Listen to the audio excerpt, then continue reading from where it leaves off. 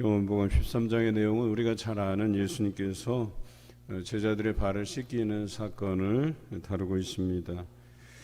13장 1절에 세상에 있는 자기 사람들을 사랑하시되 끝까지 사랑하셨다, 이렇게 기록되어 있습니다. 세상의 모든 방언과 예언과 하나님께서 주신 은사가 폐하여지더라도 남는 것은 사랑이라고 표현하고 있죠. 사실은 수세 예수님의 이 발을 씻기시는 사건은 사랑을 전제하는 사건입니다. 우리가 섬김에 대해서 알려주셨다고 하지만 그 섬김의 기본적인 태도가 바로 사랑이었다라고 하는 것이죠.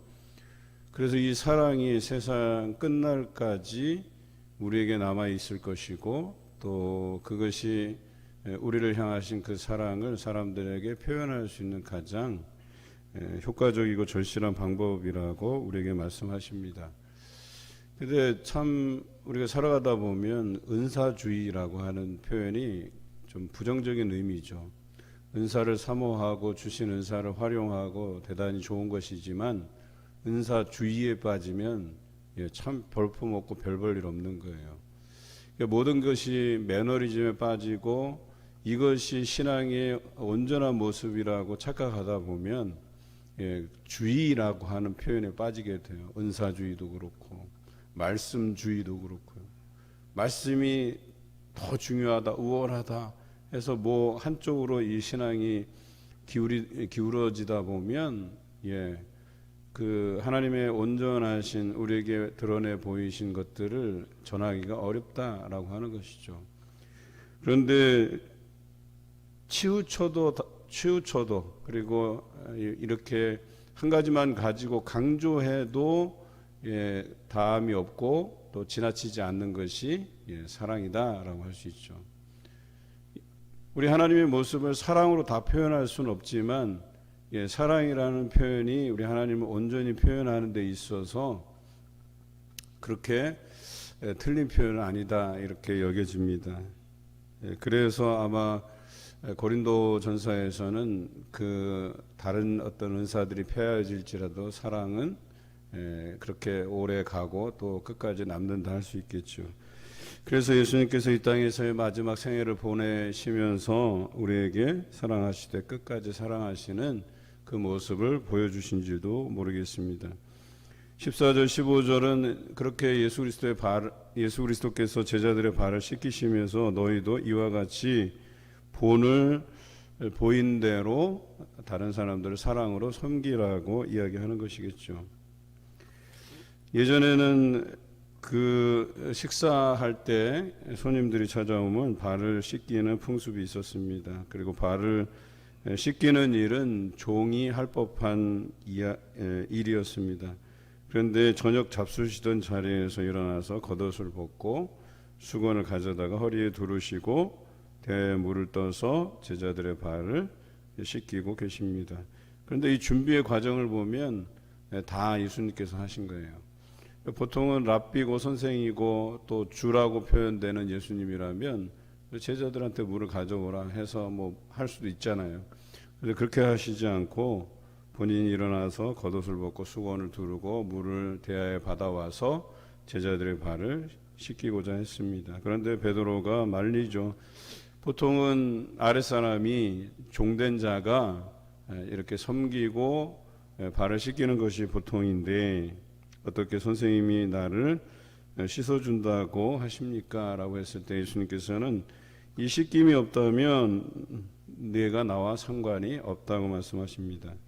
그래서 베드로는 항상 보면 좀 오버하는 경향이 있죠. 그래서 내 발뿐 아니라 손과 머리도 씻어달라고 합니다. 그런데 예수님께서는 이미 씻었기 때문에 발밖에 씻을 필요가 없다. 그런데 여기 다른 사람들이 다 몸이 깨끗한 게 아니다 라고 말씀하시죠. 다가 아니라는 말씀은 가룟 유다가 자기를 팔 것을 미리 아시고 그는 깨끗하다 하지 아니하셨습니다. 그리고 나서 이 일이 맞춰지고 사람들에게 너희가 나를 선생이라 하고 주로 섬기는데 그렇다면 선생님이 하는 일, 주가 하는 일에 대해서 너희도 당연히 따라서 행하는 것이 당연하다라고 말씀하십니다. 그리고 내가 너희의 발을 씻어준 것 같이 너희도 사람들의 발을 씻으라는 겁니다. 섬김의 도를 다하라는 겁니다. 사랑의 섬김을 하라는 것입니다. 이 사랑이라고 하는 것은 남을 기본적으로 배려하는 거죠. 남을 생각하는 거예요. 그것이 사랑이라고 이야기하는 겁니다. 여러분, 사랑의 행위는요, 남을 기본적으로 고려하고 생각하지 않고서는 있을 수가 없는 거예요. 그래서 어떤 행위든지 그 사랑의 발로로 인해서 행해지는 것이어야 된다라고 이야기합니다. 그렇지 않은 행위들은, 그 섬김들은 다 그냥 요식 행위예요. 겉모양만 섬기는 척 하는 거예요. 그런데 진실로 그를 사랑할 수 있다고 한다면 종의 일들도 할 수 있다는 것이죠. 그런데 내가 사랑하고 섬기는 일에 인색하다, 기본적으로 내 안에 사랑이 없다고 보시면 돼요. 그런데 우리가 크리스찬들 이렇게 생활하면서 세상으로부터 타박을 받는 이유가 뭔지 아세요? 사랑이 없다는 표현을 많이 듣습니다. 어떻게 교회 다니는 사람이, 예수 그리스도를 믿는 사람이 사랑이 없느냐? 이런 이야기를 참 많이 들어요. 그런데 그런 이야기를 듣고도 우리가 그 사랑에 대해서 다시 한번 생각해보고, 우리가 섬김의 도를 다할 때, 누군가를 위해서 봉사할 때 거기에 진정한 사랑이 담겨 있는가를 고민하지 않아요. 그냥 기본적으로 교회에서 하는 사역이, 또 교회 다니면서 내가 하는 행동이 다 섬김인 줄 알고 사랑인 줄 알고 하는데요, 어림없는 소리입니다. 세상은 여전히 우리로부터 사랑을 받는다 하는 느낌을 받지 못하고 있어요. 왜 그럴까요? 그것은 내 안에 그리스도가 살지 못하기 때문에, 내 안에 들려지는 그 말씀대로 행하지 못하기 때문에 그래요. 이건 정답이에요. 아주 성경에서 나와 있는 것들이에요. 너희가 그 안에 하나님의 마음을 품지 아니하면, 너희 안에 예수 그리스도의 말씀이 들려지지 아니하면, 그 말씀대로 행하지 아니하면 기본적으로 사랑이 없는 거죠. 아니, 없는 게 아니라 사랑을 모르는 거예요. 아예. 어제 우리가 공동서신 히브리서 다루면서 11장의 내용을 중점적으로 다뤘어요. 믿음이 뭐냐라고 하는 것에 대해서 잠시 다뤘어요. 여러분, 믿음이라는 게 내가 원하는 것이 이루어진다라고 하는 것을 확신하는 게 믿음이 아니에요. 믿음은 하늘의 일을, 즉 하나님께서 기뻐하시는 일이 반드시 일어날 줄로 확신하는 것이 믿음이라고 말씀을 드렸어요. 그런데 우리는 정말 알량하게 내가 원하는 것들은 하고, 내가 싫어하는 것들은 배제하고, 그래서 내가 원하는 것들을 하나님께서 들어주시고 응답해 주시리라고 하는 그 확신이 믿음이라고 생각하는데, 성경은 그렇게 이야기하고 있지 않아요. 노아에게 방주를 만들라 했어요. 그런데 노아는 하나님께서 물로 이 땅을 심판하시고자 하는 하나님의 그 말씀을 믿었어요. 믿음이 전제되지 않으면 방주를 만들지 않았겠죠. 바로 그런 거거든요. 앞으로 일어날 일들인데 하나님께서 기뻐하시는 일, 하나님이 계획하시는 일, 그것이 될 줄로 확신하는 것이 믿음이라고 얘기하는 거예요. 아브라함은 본토 친척 아비집을 떠나 내가 내게 지시할 땅으로 가라고 했어요. 자기가 원하는 게 아니었단 말이에요. 나는 혈연 관계가 있고, 내가 나고 자란 이 땅에서 나의 삶의 모든 터전이 여기에 있고, 땅도 있고, 집도 있고, 자녀들도 있고, 모든 생활에 필요한 것들이 다 여기에 있는데 그거 다 정리하고 내가 내게 지시할 땅으로 막연하게 보내시는 거예요. 그런데 어때요? 믿음으로 가는 거예요. 내가 원하는 길이 아닌데 하나님께서 그것을 기뻐하시고 하나님께서 원하시는 것이라면 그 앞에 놓여진 길이 어떤 일일지 모르지만 신뢰하고 확신하는 거예요. 그리고 그 길을 떠나는 거예요. 그게 믿음이라고 얘기하는 거죠. 아브라함은 100세 아들 이삭을 낳았고 또 번제로 드리라고 했어요. 여러분, 칼로 잡고 거죽을 벗기고 기름과 피를 사방에 뿌리고 살은 태워서 드리는 이 번제, 자기가 원하는 게 아니었단 말이에요. 하나님께서 원하시는 것이고 기뻐 받으실 만한 것이었기 때문에 아브라함이 믿음으로 결정하고 번제로 잡으려 했던 거예요. 그것을 하나님께서 그로 의로 여기셨다라고 하는 거예요. 그것으로 인해서 그가 믿음의 조상이라고 하는 타이틀을 얻게 되는 거예요. 믿음이라고 하는 것이 내가 원하는 것이 이루어지기를 확신하는 게 아니고 하나님께서 원하시는 일, 하나님께서 기뻐 받으실 만한 그 일을 행하고 그렇게 될 줄로 믿고 확신하는 것이 믿음이라고 얘기하는 거예요.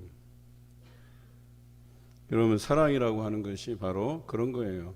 믿음의 발로에 이것도 믿음에서 사랑이 나고 사랑이 또 섬김을 낳게 되는 거거든요.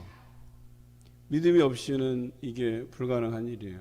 이것을 통해서 너희가 그 선생 되신 주 되신 예수 그리스도를 드러낼 수 있다면 너희가 섬기라는 거예요. 사랑으로 섬기라고 하는 거예요.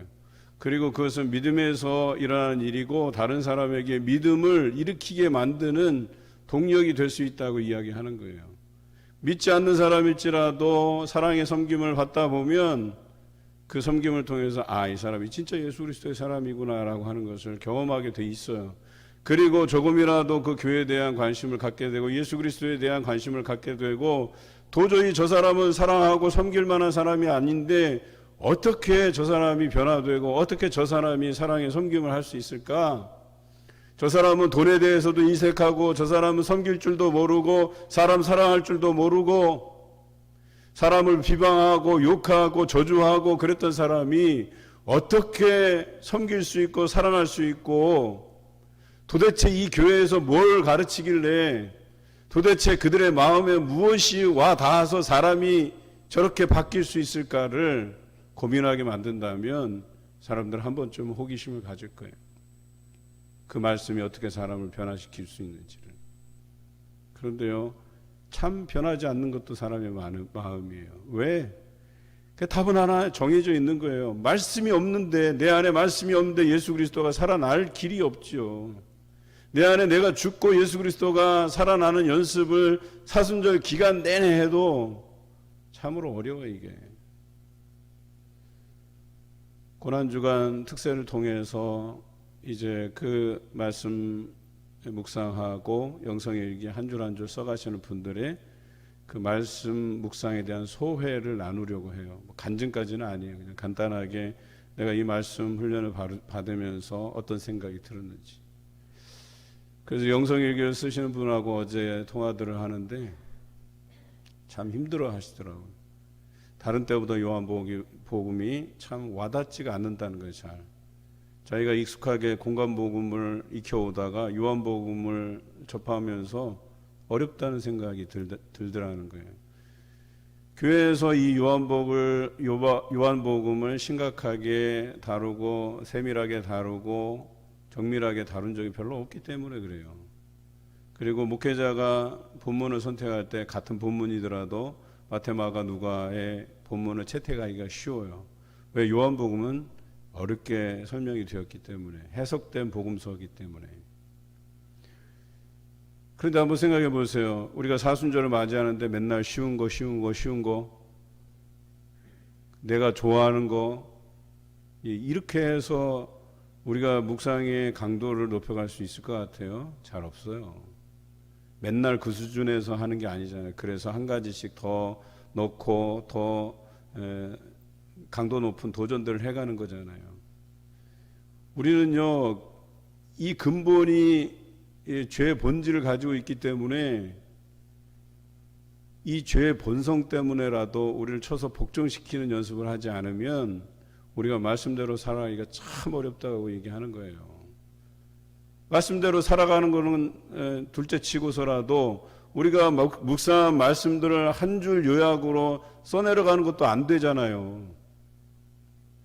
목사님 그건 그거고 저희는 저 나름대로 말씀 묵상하면서 살아갑니다. 이런 말은 누구나 다 할 수 있어요. 성경에서는 제대로 믿고 구원의 길로 가는 사람이 많은 사람이 찾지 않는 길이라고 이야기해요. 여러분, 이 이야기 뭘 의미하는지 우리 정확히 이해해야 돼요. 많은 사람들은 편한 길을 택하게 돼요. 넓은 길을 택하게 돼요. 누구나 다 갈 수 있는 그 길을 선택한다니까요. 우리 신앙이 자꾸 누군가를 비교하는 신앙이 되어서는 안 되는 거예요. 그러니까 발전이 없어요. 우리나라가 이전부터 학력의 평준화를 위해서 많이 노력했잖아요. 그런데 이 평준화라고 하는 게 장단이 분명히 있는데 상향 평준화되는 평준화는 없어요. 기억하십니까? 다 하향 평준화입니다. 어떻게든 다 낮추는 거예요. 그 중에서는 높아지는 사람도 있기는 해요. 그래서 그런 어떤 학교의 환경이 평균 이하로 낮추어져서 그러면 그보다 더 밑에 있는 사람들은 조금 상향 평준화 되기도 해요. 그런데 평균적으로 볼 때는 하향 평준화예요. 말씀이라는 게, 신앙이라고 하는 게 다른 사람과 비교하잖아요. 그럼 하향 평준화 된다니까요. 왜? 죄의 본성 때문에 그래요. 더 높은 사람, 더 열심히 하는 사람, 더 헌신적인 사람을 따라가지 않고 나랑 그저 비슷비슷한 사람. 그런데 비슷비슷한 사람 따라가는 것도 아니에요. 딱 봐서 아유 저 사람도 저렇게 하는데 그럼 나도 저렇게 하지 뭐. 뭐 굳이 내가 저렇게 열심히 낼 필요가 있어. 왜 저 사람 열심히 안 내는 사람 항상 그런 사람하고 비교하게 돼 있어요. 그게 죄의 본성이라고 얘기하는 거예요. 더 게을러져요. 나를 쳐서 복종시키지 않으면 더 게을러지는 게 우리의 습성이라고 얘기하는 거예요. 그래서 저 정도만 하면 되지. 이 정도만 하면 내가 저 사람들보다 신앙이 그래도 나은 편이야. 아니죠. 하나님과 나와의 관계, 예수 그리스도와 나와의 관계, 성령님과 나와의 관계를 생각해야죠. 그런데 하향 평준화야. 다 하향 평준화. 여러분, 차라리 비교하려면 우리 교회 사람들하고 비교하지 마세요. 더 나은 교회들을 생각하세요. 더 나은 성도, 더 헌신하는 성도들을 바라보세요. 왜 저렇게 할 수 있을까? 야, 저렇게까지 할 수 있구나 라고 하는 것에 도전을 받고 나도 좀 그렇게 해봐야지라는 그런 도전을 받으세요. 헌신적으로 살아가는 사람이 여전히 있어요. 많아요. 왜? 말씀 안에서 살아가기 때문에, 날마다 말씀을 묵상하기 때문에, 자신을 새롭게 드리려고 노력하기 때문에 그렇게 살아가는 사람이 있어요. 그런 사람을 배워야죠, 사실은. 그리고 무엇보다도 예수 그리스도에게서 배우는 것이 정답이에요. 오늘 예수님께서 자신이 본을 보였다라고 15절에 말씀하고 계시잖아요. 본을 보인다는 건 뭐예요? 너희도 이와 같이 하라는 거예요. 예수님께서 인기를 끌고자 존경받기 위해서 하신 거 아니에요. 본을 보이신 거예요.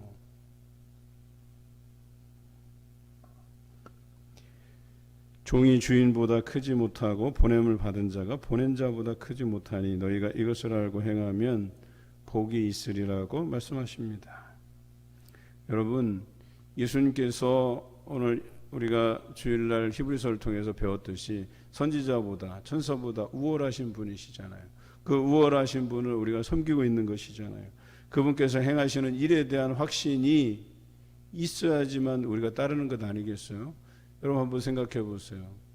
여러분 주변에 내가 존경하고 내가 나보다 우월하다고 생각하시는 분이 어떤 일을 행한다고 해요. 모범적으로 보인다고 해요.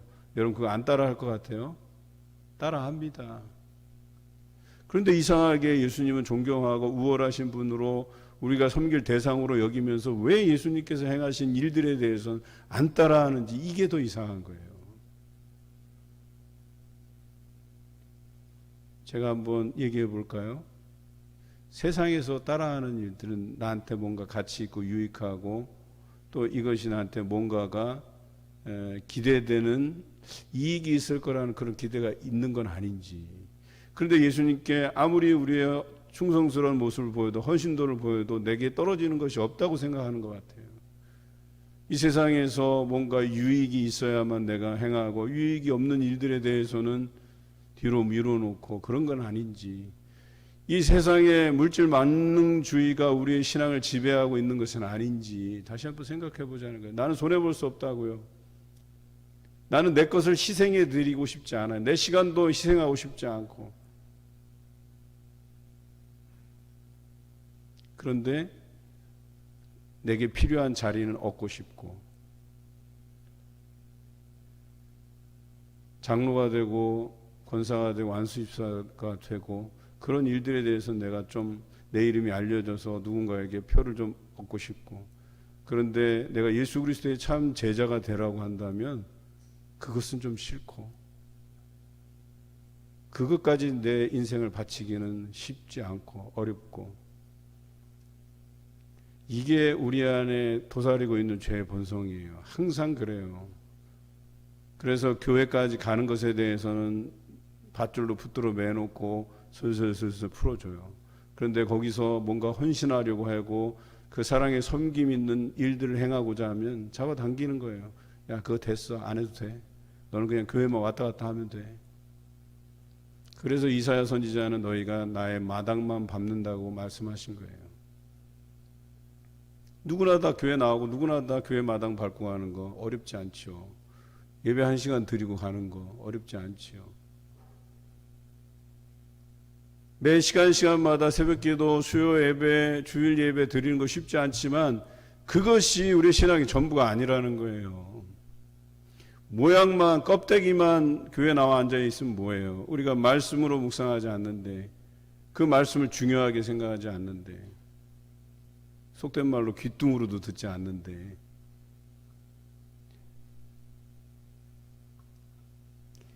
오늘 제자들의 발을 씻기신 이유는 행하라는 거예요. 본을 보이신 것은 너희가 행하라는 거예요. 여러분, 말씀에 이 들려지는 것들은요, 듣기만 하라는 게 아니에요. 이해하라는 게 아니에요. 행하라고 얘기하는 거예요. 모든 서신들의 구조의 대부분이 앞으로는 이론이고 뒤에는 실제예요. 앞에는 교리고 뒤에는 윤리예요. 어떻게 행할 것인가에 대해서 이야기하고 있거든요. 20절에 내가 진실로 진실로 너희에게 이르노니 내가 보낸 자를 영접하는 자는 나를 영접하는 것이요 나를 영접하는 자는 나를 보내신 이를 영접하는 것이라. 예수님께서 행하신 것을 본받고 따라하고 순종하는 자가 나를 보내신 하나님의 말씀에 순종하는 자라고 말씀하시는 겁니다. 하지만 이 중에서 깨끗함을 받지 못한 자 가룟 유다는 그 발꿈치를 들었다 한 성경을 응하게 하려는 것이라고 말씀하시잖아요. 그런 중에 가룟 유다와 같이 배반한 자가 있는 거예요. 자기 이익만 생각하고 생활하는 사람이 있다는 거예요. 예수님을 선생으로 모시고 주로 모시는 사람들 가운데에서도 예수 그리스도를 팔 자가 있다는 거예요. 배반하는 자가 있다는 거예요. 말씀대로 살아가지 않는 자가 있다는 거예요. 여전히 깨끗함을 받지 못한 자가 있다고 말씀하시는 거예요. 여러분, 나는 아니겠지? 아닙니다. 내가 가룟 유다입니다. 내가 가룟 유다예요. 나는 언제나 예수님을 팔아넘길 생각을 해요. 배반할 생각을 해요. 세상에 가치 있는 것들이 있으면 언제라도 예수님을 버릴 준비가 되어 있는 나의 이 상태를, 이 영적인 무지를 내가 깨닫지 못한다면요, 헤어나올 수 없어요. 결코 구원에 이르지 못하는 거예요. 오늘 예수님의 말씀에 귀 기울이시면서 본을 보이신 예수님의 그 사랑의 섬김, 여러분도 끝까지 사랑하시는, 그래서 이 미움의 감정들이 올라올 때마다 이것을 누르고 예수 그리스도의 그 사랑의 섬김의 본을 보이시는 여러분 되시길 주님의 이름으로 기원합니다.